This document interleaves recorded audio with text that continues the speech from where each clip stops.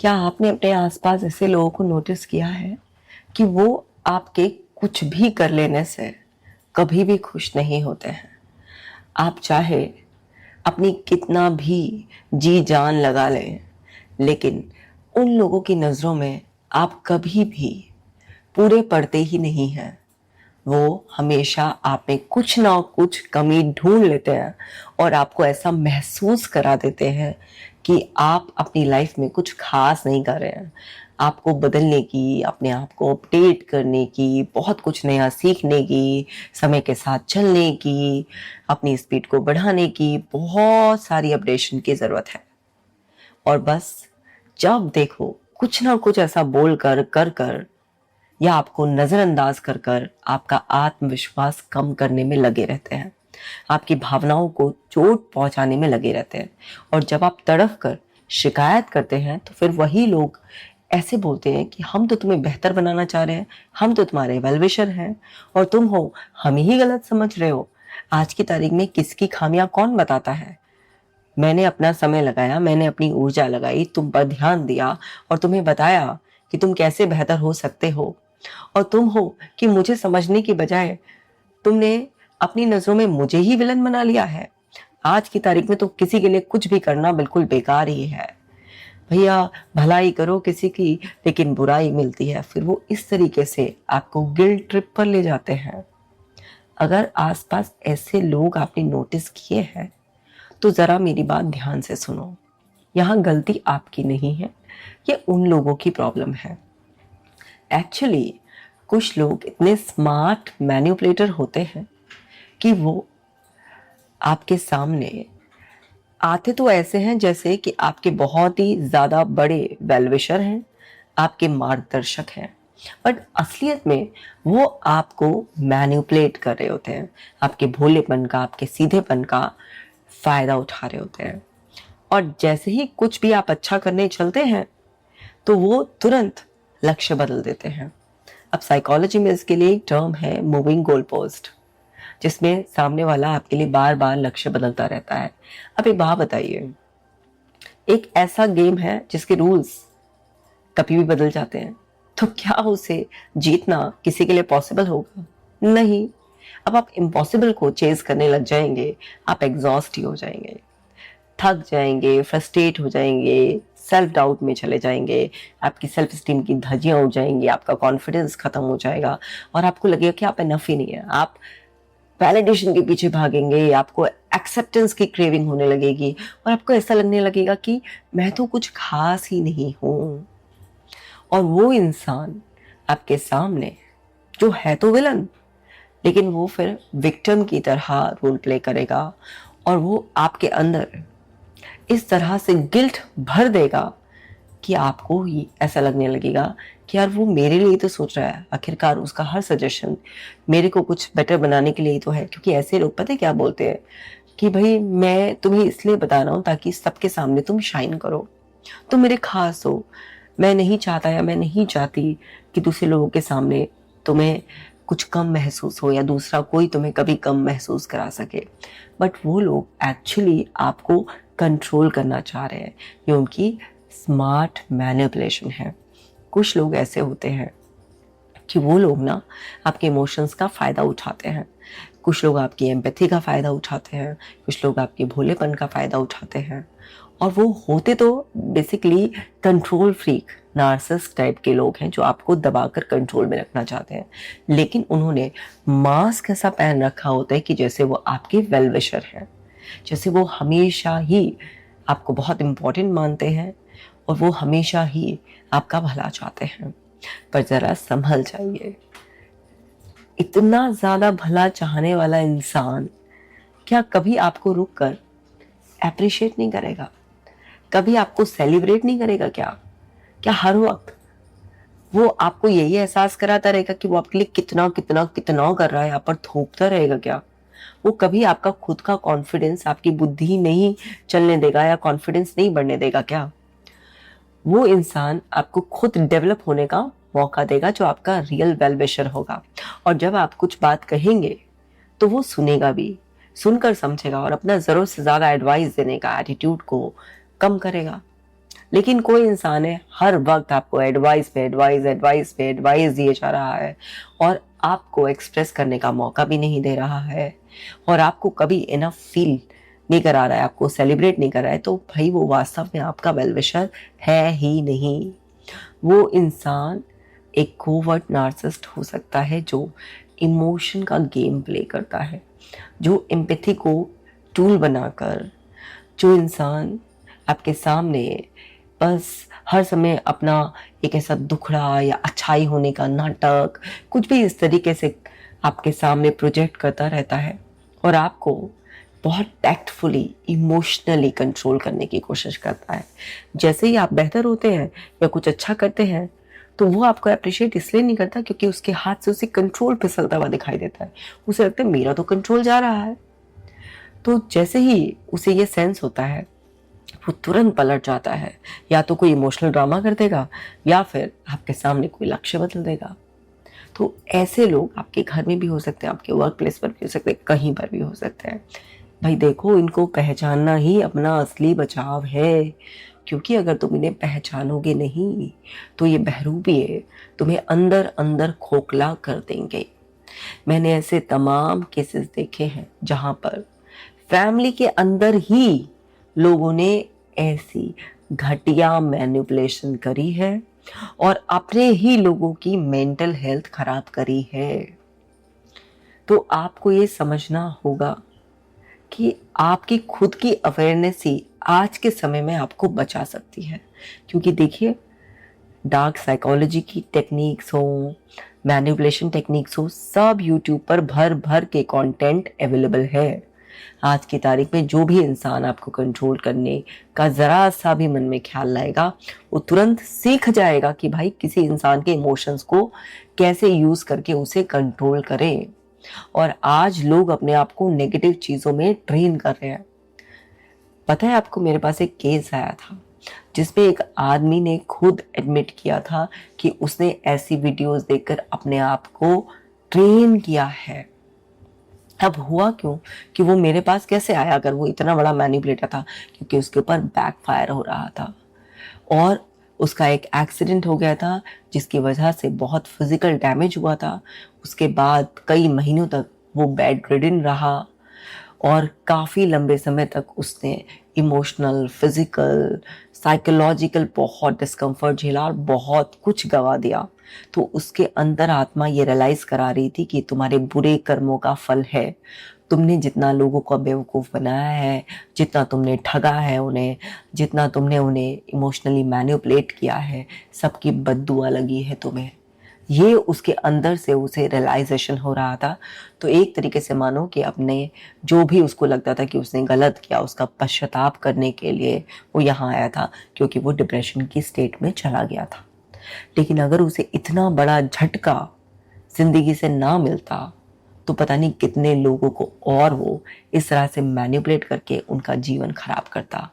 उसे अपनी पूरी कहानी मुझे रो रो कर सुनाई, उसे बड़ा पश्चाताप हो रहा था। लेकिन जितने लोगों को वो डैमेज कर चुका था अपने वर्क प्लेस पर, फैमिली में, रिश्तेदारी में, एक बात तो बताओ, उसके इस बात के रियलाइजेशन से उन सब की लाइफ तो एकदम से ट्रैक पर नहीं आ रही थी ना। जब उसको खुद लगा कि उसको इतना तगड़ा कर्म फल मिल गया है और आगे भी अगर वो नहीं सुधरा तो कर्म फल जब इस तरीके से मिलेगा तो उसके लिए जीवन बहुत मुश्किल हो जाएगा, तब जाकर उस इंसान ने ये चीज कन्फेस की मेरे सामने। अब ये तो प्रकृति ने खेल खेला और लोगों को बचाने के लिए उसको झटका दिया, उसको रोका। लेकिन ज़रूरी नहीं है कि हर एक के साथ ऐसा होगा।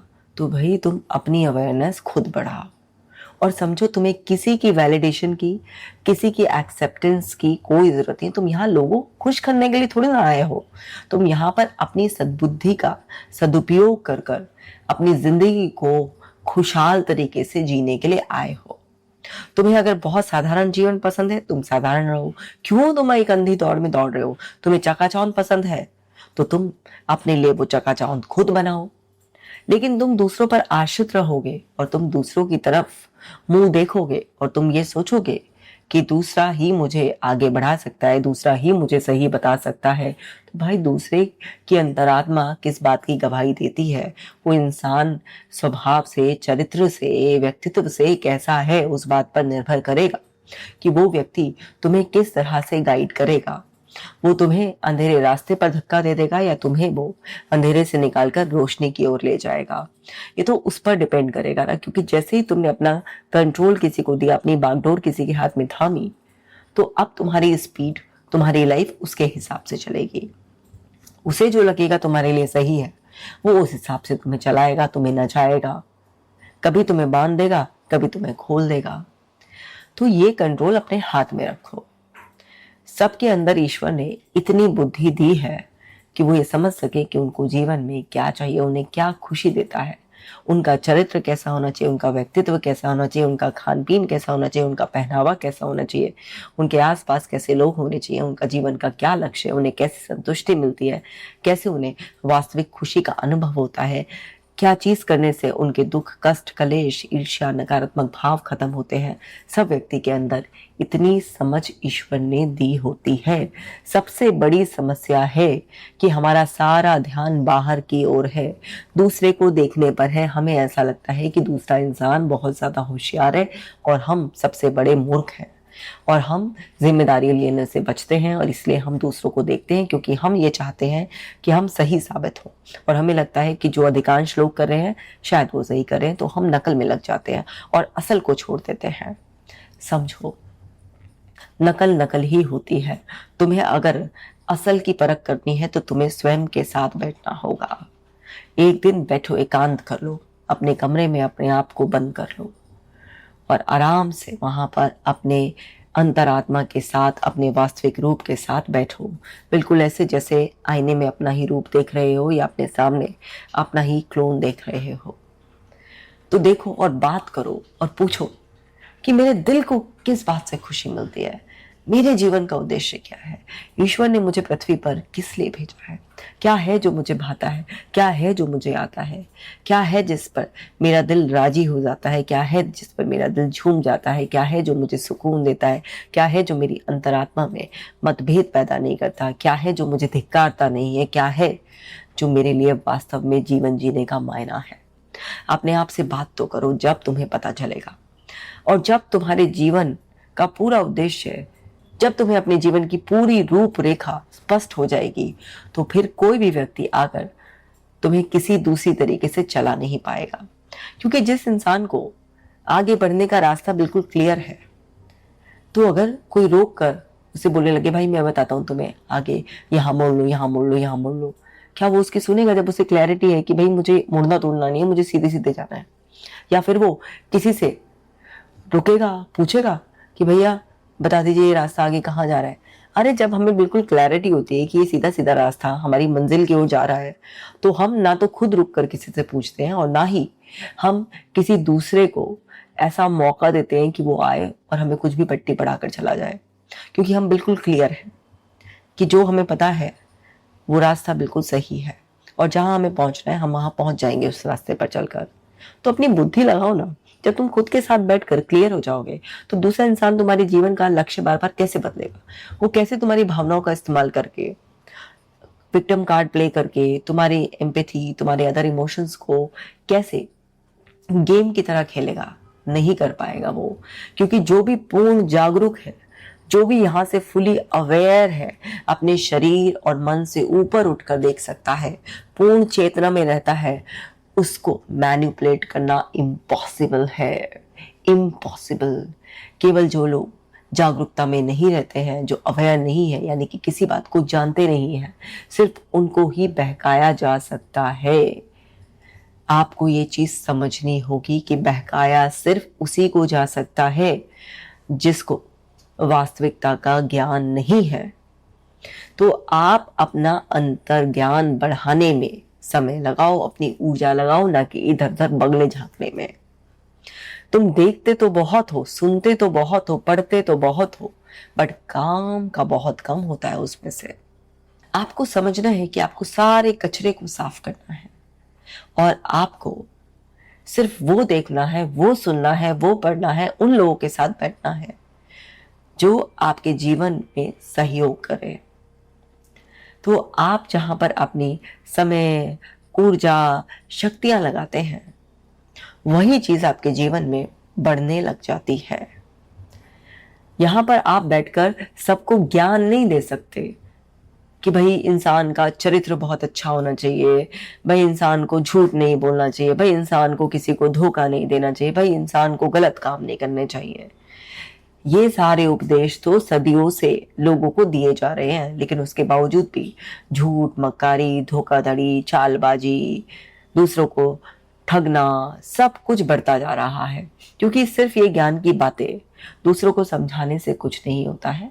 अपने चारों तरफ सुरक्षा घेरा बनाने से ही इंसान का वास्तविक बचाव होता है। और वो सुरक्षा घेरा सिर्फ और सिर्फ तुम्हारी जागरूकता, तुम्हारी अवेयरनेस ही बना सकती है। क्योंकि आज की तारीख में सुरक्षित वही है जो पूर्ण जागरूक है। तो रोजाना अपने आप को अवेयर करो, वरना इंसान और एआई, आर्टिफिशियल इंटेलिजेंस, जो हर सोशल मीडिया प्लेटफॉर्म्स पर है, और वो सब मिलकर आपको अपने कंट्रोल में ले रहे हैं। देखो जरा, तुम इंस्टाग्राम खोलते हो, एक रील देखते हो, 2 रील देखते हो, और फिर तुम्हारा 1 घंटा 2 घंटा कहाँ गया? किसने कंट्रोल किया तुम्हें? एआई, उस प्लेटफॉर्म के एल्गोरिथम ने तुम्हारे दिमाग को कंट्रोल कर लिया। उसने तुम्हें वही रिलेटेड कंटेंट बार बार बार बार दिखाया, तुम्हारे इंटरेस्ट को उसने भाप लिया। तो हर समय आप, तुम्हारे पीछे कभी एआई लगा हुआ है, कभी लोग लगे हुए हैं। इससे डरना नहीं है, समझना है। समझ कर बचाव किया जा सकता है। डर से तो तुम और फंस जाओगे। तो डरो मत, बस अपनी अटेंशन को दूसरे के हाथों कंट्रोल मत होने दो।